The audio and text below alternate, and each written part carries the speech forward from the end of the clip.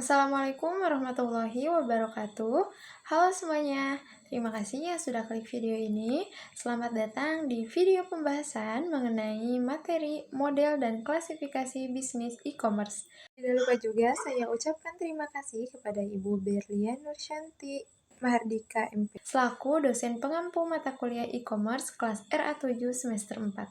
Sebelum masuk ke pembahasan, perkenalkan saya Iis Sohipatul Latifah dengan NIM 6120 selaku moderator pada presentasi kali ini. Adapun rekan-rekan anggota kelompok 2 yang lain yaitu ada Saya Raisa Nurahayu dengan NIM 612012302994. Nama saya Robetul Sania dengan NIM 612012302998. Yang Muhammad Tiobul Umam dengan NIM 612012300275. Sebelum masuk ke materi, saya ingin menjelaskan sedikit mengenai e-commerce ya. Jadi di Indonesia itu gemar sekali melakukan kegiatan belanja online terhadap produk dan jasa atau layanan. Nilai transaksi e-commerce di Indonesia pada tahun 2023 itu mencapai 474 triliun dan 361,54 juta transaksi.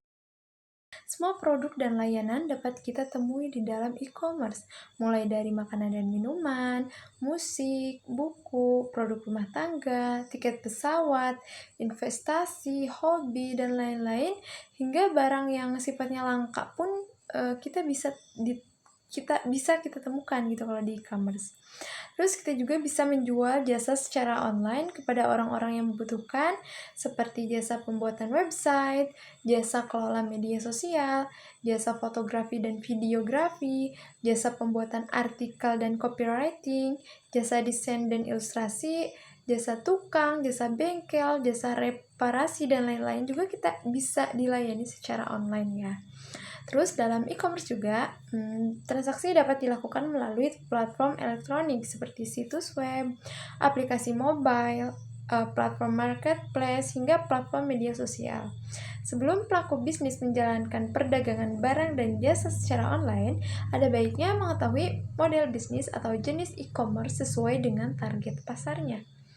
Di revolusi digital yang telah mengubah cara kita berbelanja dan menjalankan bisnis, mencakup berbagai transaksi dan aktivitas yang beragam.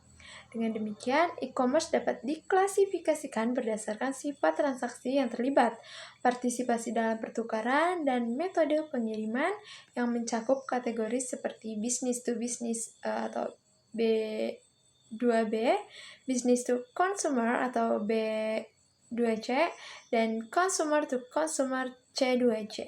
Nah, untuk itu, tujuan dari pembahasan kali ini yaitu yang pertama, kita untuk mengetahui apa sih itu pengertian definisi dari e-commerce itu sendiri. Yang kedua, untuk mengetahui apa itu model bisnis B2C, B2B, dan C2C yang tadi saya sebutkan. Dan yang ketiga, untuk mengidentifikasi model bisnis yang bermunculan di lingkup e-commerce. Nah, untuk itu, langsung saja kita masuk ke pembahasan pertama mengenai definisi e-commerce yang akan dibahas oleh rekan saya, Robiatul Sania. Saya akan memaparkan materi tentang pengertian e-commerce. E-commerce secara umum dapat diartikan sebagai transaksi jual-beli secara elektronik melalui media internet.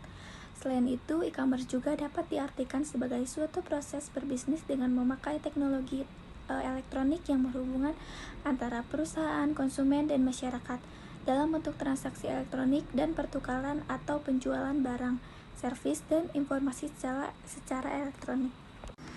Dalam melakukan e-commerce, pengguna internet menjadi pilihan favorit oleh kebanyakan orang karena kemudahannya yang dimiliki oleh jaringan internet tersebut. Antara lain yaitu internet sebagai jaringan publik yang sangat besar, cepat, dan kemampuan dalam mengaksesnya. Yang kedua, yaitu internet menggunakan elektronik data sebagai media penyampaian data atau pesan sehingga dapat dilakukan pengiriman dan penerimaan informasi secara mudah dan ringkas, baik dalam bentuk data elektronik, analog, maupun digital. Sehingga kehadiran e-commerce sebagai media transaksi yang baru, cepat, dan mudah ini tentunya menguntungkan banyak pihak, baik pihak konsumen maupun pihak produsen dan penjual atau reseller. Dengan menggunakan internet, proses jual beli dapat dilakukan dengan menghemat biaya dan waktu. Menurut Louden, e-commerce adalah proses penjualan dan pembelian barang secara elektronik oleh konsumen, yang merupakan transaksi bisnis to bisnis dengan perantaraan komputer, yakni menggunakan jaringan komputer. David Daum kemudian juga mendefinisikan e-commerce sebagai seperangkat elektronik dinamis dengan bentuk aplikasi dan proses bisnis yang menghubungkan bisnis, konsumen, dan masyarakat melalui e-commerce dalam pertukaran barang, jasa, dan informasi secara elektronik. Pemahaman tentang e-commerce ini dapat menyebabkan kesalahpahaman tentang bagaimana sistem e-commerce dan pasar. Istilah e-commerce digunakan untuk menggambarkan semua transaksi yang menggunakan media elektronik. Sedangkan marketplace sendiri merupakan salah satu model e-commerce dan berperan sebagai perantaran antara penjual dan pembeli. Menurut Louden, e-commerce adalah proses penjualan dan pembelian barang secara elektronik oleh konsumen, yang merupakan transaksi bisnis to bisnis dengan perantaraan komputer, yakni menggunakan jaringan komputer. David Daum kemudian juga mendefinisikan e-commerce sebagai seperangkat elektronik dinamis dengan bentuk aplikasi dan proses bisnis yang menghubungkan bisnis, konsumen, dan masyarakat melalui e-commerce dalam pertukaran barang, jasa, dan informasi secara elektronik. Pemahaman tentang e-commerce ini dapat menyebabkan kesalahpahaman tentang bagaimana sistem e-commerce dan pasar. Istilah e-commerce digunakan untuk menggambarkan semua transaksi yang menggunakan media elektronik. Sedangkan marketplace sendiri merupakan salah satu model e-commerce dan berperan sebagai perantaran antara penjual dan pembeli. E-commerce secara luas dianggap sebagai pembeli dan penjual produk melalui internet. Tetapi setiap transaksi yang diselesaikan hanya melalui langkah-langkah elektronik dapat dianggap sebagai e-commerce. Manfaat e-commerce mencakup ketersediaan sepanjang waktu, kecepatan akses, pilihan barang dan jasa yang lebih luas, aksesibilitas dan jangkauan internet. Kerugian yang dirasakan termasuk layanan pelanggan terkadang terbatas, tidak dapat melihat atau menyentuh barang sebelum membeli, dan waktu tunggu yang diperlukan untuk pengiriman produk. E-commerce ini menawarkan banyak perubahan terkait proses perdagangan. Jika proses jual beli tradisional membutuhkan pertemuan tatap muka antar pembeli dan penjual, e-commerce tidak lagi membutuhkannya. Pembeli dapat berdagang di berbagai kota tanpa pertemuan dan berkomunikasi melalui internet. Pesatnya perkembangan internet membuat jumlah pengguna internet semakin meningkat.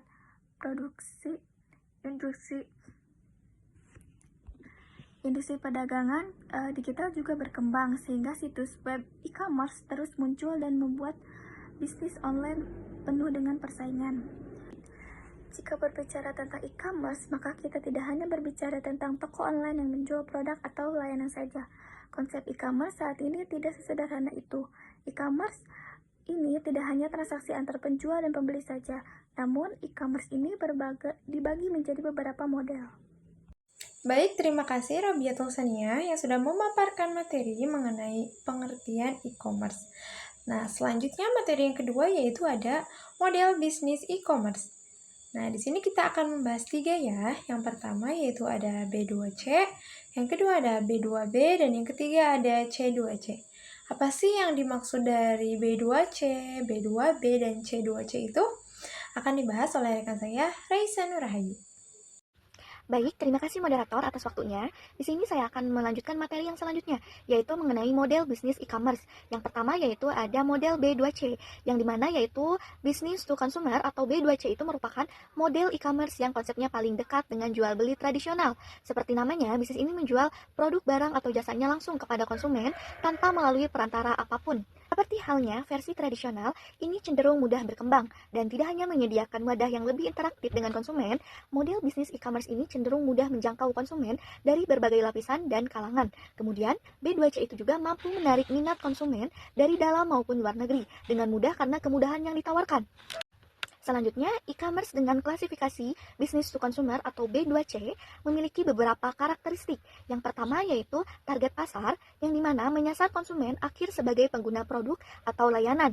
Kemudian transaksi biasanya dilakukan dalam jumlah kecil atau satuan. Yang kedua yaitu jenis produk atau layanan, yang dimana produk yang dijual bisa berupa barang fisik seperti pakaian, elektronik, makanan, atau layanan seperti jasa pengiriman, streaming, dan kursus online. Kemudian produk yang dijual umumnya bervariasi dan mencakup kebutuhan sehari-hari. Yang ketiga, proses pembelian, yang dimana proses pembelian relatif sederhana dan cepat, biasanya melalui situs web atau aplikasi mobile. Kemudian konsumen dapat memilih produk dan menambahkannya ke keranjang belanja dan melakukan pembayaran dengan berbagai metode yang disediakan. Selanjutnya yang keempat ada model pengiriman. Jadi pengiriman produk biasanya langsung ke konsumen melalui jasa kurir atau layanan pengiriman lainnya. Kemudian ada juga opsi pengambilan barang langsung di toko secara fisik. Selanjutnya yang kelima yaitu interaksi dengan pelanggan. Nah, jadi interaksi langsung dengan pelanggan ini juga termasuk dukungan pelanggan, layanan purna jual, dan personalisasi pengalaman belanja seperti rekomendasi produk. Selanjutnya yang keenam yaitu volume transaksi, yang dimana volume transaksi relatif lebih tinggi, tetapi dengan nilai rata-rata yang lebih kecil dibandingkan model B2B. Kemudian B2C itu cenderung memiliki banyak transaksi harian. Kemudian yang ketujuh ada marketing dan promosi, yang dimana pemasaran sangat penting dalam model B2C. Perusahaan biasanya menggunakan berbagai strategi pemasaran digital seperti iklan online, media sosial, dan email marketing untuk menarik dan mempertahankan pelanggan. Kemudian yang ketujuh, keamanan dan privasi, yang dimana perlindungan data pelanggan dan keamanan transaksi menjadi perhatian utama. Kemudian platform B2C biasanya menggunakan enskripsi dan berbagai langkah keamanan lainnya untuk melindungi informasi pribadi dan pembayaran konsumen. Selanjutnya yaitu yang kesembilan, kemudahan penggunaan. Jadi platform B2C biasanya dirancang agar mudah digunakan oleh pengguna umum dengan antarmuka yang intuitif dan proses checkout yang sederhana. Kemudian yang terakhir atau yang ke-10, kepuasan pelanggan, yang dimana B2C itu fokus pada pengalaman pelanggan dan kepuasan mereka. Kemudian ulasan pelanggan, rating produk, dan program loyalitas sering digunakan untuk meningkatkan kepuasan dan kepercayaan pelanggan. Selanjutnya yaitu contoh jenis e-commerce. Yang pertama yaitu Gramedia.com, yang dimana e-commerce ini merupakan toko buku online terbesar di Indonesia yang menjual beragam buku bestseller dari sejumlah penerbit utama. Kemudian Gramedia.com juga menjual seperti alat tulis, peralatan sekolah, dan kantor hingga mainan anak. Tak hanya itu, Gramedia.com juga menyediakan alat olahraga dan hobi dan alat musik, fashion, dan aksesoris. Kemudian selanjutnya yang kedua ada Lazada. Lazada itu merupakan e-commerce yang menyediakan fashion, aksesoris, kosmetik, dan elektronik pribadi. Yang ketiga yaitu Blibli. Jadi Blibli ini tuh hampir serupa dengan e-commerce Lazada, tetapi Blibli juga menjual seperti furniture, perlengkapan anak-anak, dan perlengkapan olahraga. Oke, selanjutnya yang kedua yaitu model B2B, yang dimana merupakan singkatan dari business to business. Nah, jadi B2B ini tuh termasuk salah satu model e-commerce dengan skala paling besar dibandingkan dengan yang lainnya. Kemudian konsep bisnis ini juga menjual sebuah produk atau jasa ke perusahaan lain. Dan ibaratnya tuh gini, bisnis ini seperti toko grosir yang menjual barangnya ke pengecer, lalu pengecer tersebut menjualnya lagi ke toko-toko yang lebih kecil. Kemudian modal untuk memulai bisnis ini memang tidak kecil, namun penghasilan yang diperoleh juga tidak bisa dipandang sebelah mata. Kemudian hal terpenting adalah B2B itu cukup efektif untuk meningkatkan awareness pelanggan terhadap brand yang dijual tanpa perlu repot-repot melakukan strategi marketing tertentu. Oke, selanjutnya e-commerce dengan klasifikasi business to business atau B2B memiliki beberapa karakteristik. Yang pertama yaitu target pasar menyasar bisnis atau perusahaan lain, yang dimana sebagai pelanggan transaksi biasanya dilakukan dalam jumlah besar, kemudian dengan fokus pada pembelian massal atau pengadaan barang dan jasa. Kemudian yang kedua, jenis produk atau layanan. Nah, jadi produk yang ditawarkan seringkali berupa bahan baku, komponen industri, perangkat keras, dan perangkat lunak, layanan profesional, atau produk yang dibutuhkan untuk operasional bisnis. Kemudian layanan juga bisa mencakup konsultasi, outsourcing, dan layanan bisnis lainnya. Oke, selanjutnya yaitu yang ketiga, proses pembelian. Nah, jadi proses pembelian itu lebih kompleks dan sering melibatkan negosiasi harga, penawaran khusus, kontrak, dan persyaratan pembayaran yang lebih panjang. Kemudian, pembelian seringkali dilakukan melalui platform e-commerce khusus atau portal B2B yang melayani kebutuhan bisnis. Kemudian yang keempat, volume dan nilai transaksi. Nah, jadi volume transaksi itu cenderung lebih rendah dibandingkan B2C. Tetapi dengan nilai transaksi yang jauh lebih besar, B2B itu fokus pada pengadaan dalam jumlah besar yang memenuhi kebutuhan operasional atau produksi bisnis. Selanjutnya yaitu yang kelima, hubungan jangka panjang. Nah, jadi B2B itu lebih fokus pada membangun hubungan jangka panjang dengan pelanggan bisnis. Kemudian, hal ini juga penting karena pembelian biasanya dilakukan secara berulang dan pelanggan seringkali mengandalkan pemasok tertentu untuk kebutuhan spesifik mereka. Selanjutnya yang keenam yaitu model pengiriman dan logistik. Nah, jadi pengiriman itu bisa lebih kompleks, kemudian jadwal pengiriman khusus, dan kebutuhan logistik yang disesuaikan. Kemudian, pengiriman seringkali mencakup dokumen khusus seperti faktur, surat jalan, dan sertifikat asal barang. Kemudian yang ketujuh yaitu kustomisasi dan penyesuaian. Nah, jadi produk dan layanan dalam B2B itu seringkali memerlukan penyesuaian atau kustomisasi untuk memenuhi kebutuhan spesifik dari perusahaan pembeli. Kemudian, hal ini juga bisa mencakup penyesuaian produk, layanan khusus, atau dukungan teknis. Selanjutnya yang kedelapan yaitu metode pembayaran. Nah, jadi metode pembayaran dalam B2B itu seringkali melibatkan faktur dengan jangka waktu pembayaran yang diperpanjang, misalnya 30, 60, atau 90 hari, dan bisa mencakup opsi pembiayaan atau kredit usaha. Selanjutnya yang kesembilan yaitu keamanan dan kepatuhan. Nah, jadi keamanan data dan kepatuhan terhadap regulasi industri menjadi prioritas. Kemudian transaksi B2B itu seringkali melibatkan data sensitif atau rahasia perusahaan, sehingga platform e-commerce B2B harus memiliki langkah-langkah yang kuat dan kepatuhan hukum yang ketat.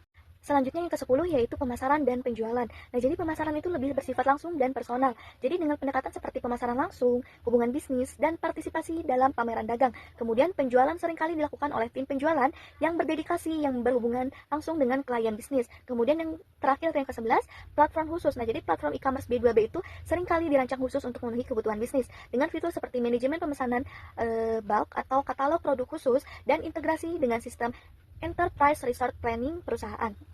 Oke, selanjutnya yaitu contoh jenis e-commerce-nya. Yang pertama yaitu ada Electronic City, jadi e-commerce yang menjual perlengkapan kantor dan rumah tangga elektronik. Yang kedua yaitu Ralali, jadi selain menjual peralatan kantor dan rumah tangga, e-commerce juga menjual peralatan industri, restoran, dan pertanian. Kemudian yang ketiga yaitu MBIS, adalah e-commerce yang hampir serupa dengan Ralali, tetapi juga menawarkan layanan seperti housekeeping dan perbaikan dinding. Oke, selanjutnya yaitu model bisnis C2C. Nah, jadi model bisnis C2C atau consumer to consumer termasuk bisnis e-commerce skala kecil dengan peluang untung cukup menjanjikan. Nah, jadi bisnis ini banyak kita temukan di forum jual beli. Jadi kelebihan bisnis C2C itu adalah kemudahan konsumen dalam memperoleh barang atau jasa dengan harga yang diinginkan karena adanya proses tawar-menawar. Nah, meskipun kadang barang yang ditawarkan bekas, tetapi konsumen masih bisa berpeluang mendapatkan barang yang berkualitas jika pandai memilih. Nah, jadi untuk pelaku bisnisnya sendiri, C2C termasuk bisnis dengan modal ringan dan kita juga tidak butuh platform khusus untuk melakukan transaksi jual belinya. Cukup mendaftar atau registrasi di sebuah forum jual beli, kita sudah bisa menjual barang yang diinginkan dengan harga sepadan.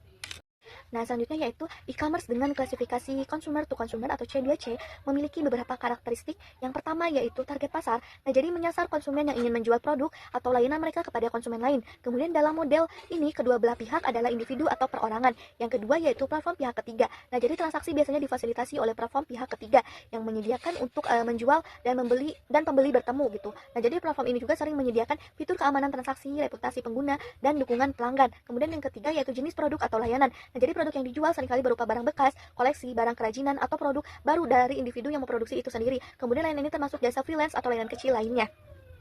Yang keempat yaitu proses pembelian dan penjualan. Jadi prosesnya relatif sederhana, di mana individu dapat membuat daftar produk, menetapkan harga, dan menunggu pembeli yang tertarik. Kemudian pembelian itu dilakukan langsung oleh konsumen lain melalui platform tersebut. Kemudian yang kelima, metode pembayaran. Nah, jadi pembayarannya itu biasanya dilakukan melalui sistem pembayaran yang disediakan oleh platform B2C seperti transfer bank yang memastikan keamanan transaksinya. Kemudian yang keenam yaitu reputasi dan ulasan pengguna. Jadi reputasi penjual dan ulasan dari pembeli sebelumnya sangat penting dalam model C2C. Ulasan positif dapat meningkatkan kepercayaan dan menarik lebih banyak pembeli. Selanjutnya yang ketujuh yaitu keamanan transaksi. Nah, jadi keamanan transaksi itu juga menjadi perhatian utama. Nah, jadi platform C2C biasanya menyediakan perlindungan bagi kedua belah pihak melalui fitur seperti sistem escrow. Nah, jadi pelindungan pembeli dan kebijakan pengembalian barang. Yang kedelapan yaitu fleksibilitas harga. Nah, jadi harga produk di platform C2C seringkali lebih fleksibel dan bisa dinegosiasikan antara penjual dan pembeli. Kemudian penjual memiliki kebebasan untuk menetapkan harga yang mereka anggap sesuai. Selanjutnya yang ke-9 yaitu ketersediaan produk yang beragam. Nah, jadi produk yang tersedia sangat beragam dan seringkali unik, yang mencakup barang-barang yang mungkin sulit ditemukan di toko retail biasa, seperti barang antik, barang koleksi, atau produk-produk yang dibuat sendiri oleh penjualnya. Kemudian yang ke-10 yaitu volume transaksi yang relatif rendah.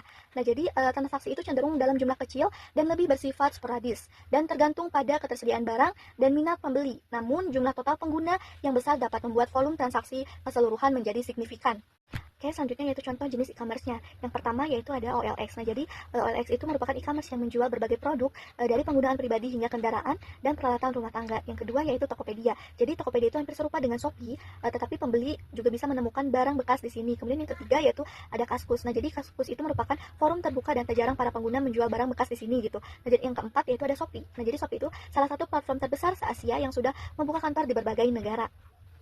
Baik, terima kasih Raisa Nurrahayu yang sudah memaparkan materi mengenai model bisnis e-commerce B2C, B2B, C2C. Sekarang sudah paham ya apa yang dimaksud B2C, B2B, dan C2C itu? Selanjutnya kita akan masuk ke pembahasan yang ketiga, yaitu mengidentifikasi model bisnis yang bermunculan di lingkup e-commerce. Nah, jadi di era modern ini banyak perusahaan e-commerce yang bermunculan. Beberapa dari perusahaan tersebut ada yang memiliki model bisnis yang sama dan tidak sedikit pula yang survive dengan model bisnis yang berbeda. Ada 4 model bisnis yang dianut oleh perusahaan e-commerce, yakni business to business atau B2B, business to consumer B2C, consumer to consumer C2C, dan consumer to business atau C2B. Dari keempat model bisnis tersebut, B2B dan B2C merupakan model yang paling banyak diterapkan. Bahkan beberapa perusahaan e-commerce yang awalnya B2C kini masuk daftar perusahaan B2B di Indonesia. Salah satunya yaitu Blibli. Nah, dari keempat model bisnis tersebut mempunyai kelebihan dan kekurangan tersendiri. Nah, untuk B2C sendiri, transaksi bisnis B2C lebih simpel dan mudah. Selain itu, model bisnis ini juga tidak membutuhkan usaha pemasaran yang berat. Akan tetapi, kelemahan dari model bisnis ini adalah loyalitas konsumen terhadap produk biasanya rendah. Konsumen bisa dengan mudah pindah ke yang lain jika produk yang diterima tidak sesuai dengan harapan. Yang kedua, B2B yaitu perusahaan e-commerce yang menggunakan model bisnis ini juga menjual produk atau jasa mereka kepada perusahaan atau badan usaha lain. Bedanya, proses penjualan dilakukan melalui platform digital. Konsumen atau perusahaan yang membeli barang belum tentu jadi pengguna langsung. Bisa jadi mereka berperan sebagai reseller dan menjual kembali produk tersebut ke orang lain. Nah, model bisnis B2B ini cenderung memiliki siklus penjualan panjang. Biasanya, model seperti ini ada di beberapa ketentuan yang harus disepakati oleh pihak yang terlibat. Di samping itu, strategi pemasaran yang diterapkan juga terbilang lebih sulit dibanding dengan model bisnis yang lain. Meski begitu, ada beberapa keunggulan dari bisnis B2B, di antaranya tingkat penjualan dan loyalitas pelanggan lebih tinggi. Yang ketiga yaitu ada model bisnis C2C, di mana model bisnis ini bisa dibagi menjadi dua, yakni marketplace dan classifieds atau P2P. Untuk kategori marketplace, konsumen akan menjual dan membeli barang dari konsumen lain melalui platform marketplace. Selain transaksi di marketplace, kegiatan jual beli ini juga dapat dilakukan secara langsung antar individu tanpa melibatkan pihak lain. Dan yang terakhir, yang keempat, yaitu ada C2B, consumer to business, merupakan model bisnis di mana konsumen menyediakan produk atau jasa ke perusahaan. Model bisnis ini merupakan kebalikan dari B2C. Salah satu platform digital C2B adalah iStockfoto.com, di mana ini merupakan media bagi fotografer individu untuk mendapatkan royalti dari perusahaan ketika fotonya digunakan. Selain itu juga, para pekerja freelance juga termasuk pihak yang melakukan model bisnis seperti ini. Perusahaan memberi jasa mereka untuk melakukan sesuatu yang dibutuhkan perusahaan. Menjalani proses bisnis seperti ini terbilang cukup sulit, sebab ada banyak kompetitor dan perusahaan akan memilih penyedia jasa dengan sangat teliti. Baik, selanjutnya ada Muhammad Khatibul Umam yang akan menjelaskan materi mengenai metode operasi yang biasa dipakai dalam bisnis e-commerce. Setelah memahami metode bisnis e-commerce, kita juga harus paham metode operasi yang biasa dipakai dalam bisnis e-commerce. Dan antaranya yang pertama, shipping sistem operasional. Yang satu ini adalah cara yang paling umum dilakukan saat jualan online. Penjual atau produsen barang akan menjual barang di marketplace. Ketika ada pembeli, mereka akan mengemas dan mengirimkan barang ke pembeli. Yang kedua, dropshipping. Berbeda dengan shipping, dengan sistem dropshipping, penjual tetap memasarkan produk secara mandiri, tapi mereka tidak menyimpan produk tersebut. Setiap ada transaksi, nantinya pihak produsen yang akan mengemas dan mengirimkan barang. Yang ketiga, direct to consumer D2C. Metode D2C adalah metode di mana badan usaha memproduksi dan mendistribusikan barang mereka sendiri. Biasanya mereka akan membuat website toko online sendiri. Sistem operasional seperti ini tergolong sulit karena semua dilakukan secara mandiri, namun kelebihannya perusahaan bisa mendapatkan keuntungan secara utuh, lebih kondisi konsumen, dan memudahkan testing produk. Yang keempat, esalase sistem operasional. Esalase umumnya dilakukan perusahaan B2B sebab mereka hanya menjual barang dalam jumlah banyak mereka tidak menerima transaksi barang secara ecer. Untuk menjalankan sistem ini dibutuhkan gudang yang cukup besar untuk menyimpan barang dalam jumlah banyak. Yang kelima, private labeling. Sistem ini biasanya digunakan oleh mereka memulai bisnis namun tidak mampu memproduksi barang sendiri. Mereka akan menjalin kerjasama dengan pihak manufaktur untuk produksi. Setelah produksi jadi, mereka akan menjual produk tersebut sebagai produk miliknya. Yang keenam, wet labeling. Sistem wet labeling sedikit mirip dengan private labeling. Bedanya pada sistem wet labeling, Anda tidak meminta produsen untuk produksi barang Anda, melainkan terdapat kerjasama dengan perusahaan yang menawarkan wet labeling untuk beberapa produk. Nantinya ide kemasan, desain, dan brand Anda buat sendiri. Yang ketujuh, subscription adalah metode di mana sebuah badan usaha menawarkan layanan berlangganan produk. Setelah berlangganan, konsumen bisa menikmati produk yang mereka tawarkan hingga interval waktu tertentu. Baik, terima kasih kepada Muhammad Hatibul Umam yang telah menyampaikan materinya. Apa yang sudah kita jelaskan dapat disimpulkan bahwa e-commerce telah menjadi sektor penting dalam perekonomian global dengan berbagai model bisnis seperti B2C, B2B, C2C, C2B yang masing-masing memiliki karakteristik, keunggulan, dan tantangan tersendiri. Selain itu, klasifikasi bisnis e-commerce mencakup jenis-jenis seperti retail, wholesale, subscription-based, marketplace, dan service e-commerce yang memungkinkan perusahaan untuk mengoptimalkan strategi pemasaran, distribusi, dan penjualan produk atau layanan secara digital. Dengan pemahaman yang baik terhadap model dan klasifikasi ini, pelaku bisnis dapat memilih strategi yang tepat untuk meraih target pasar. Fleksibilitas dan inovasi dalam memilih model bisnis yang sesuai akan menjadi kunci kesuksesan di masa depan, seiring dengan perkembangan teknologi dan perubahan kebutuhan konsumen.